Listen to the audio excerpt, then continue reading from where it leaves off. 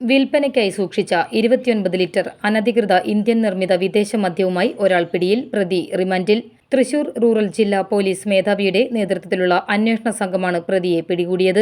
വിൽപ്പനയ്ക്കായി അനധികൃതമായി വിദേശ മദ്യം സൂക്ഷിച്ചുവെച്ച യുവാവിനെ തൃശൂർ റൂറൽ പോലീസ് അറസ്റ്റ് ചെയ്തു. മതിലകം പാപ്പിനിവട്ടം വില്ലേജ് സ്വദേശി അറക്കൽ വീട്ടിൽ സനി എന്നയാളെയാണ് മതിലകം പോലീസ് പിടികൂടിയത്.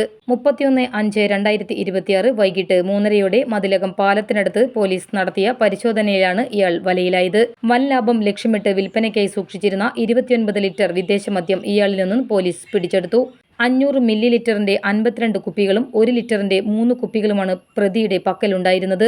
ഓടി രക്ഷപ്പെടാൻ ശ്രമിച്ച പ്രതിയെ പോലീസ് ഓടിച്ചിട്ടാണ് പിടികൂടിയത്. പ്രതിക്കെതിരെ കേരള അബ്കാരി ആക്ടിലെ ജാമ്യമില്ലാ വകുപ്പ് പ്രകാരം കേസ് രജിസ്റ്റർ ചെയ്തിട്ടുണ്ട്. നിയമ നടപടികൾക്ക് ശേഷം പ്രതിയെ കോടതിയിൽ ഹാജരാക്കും.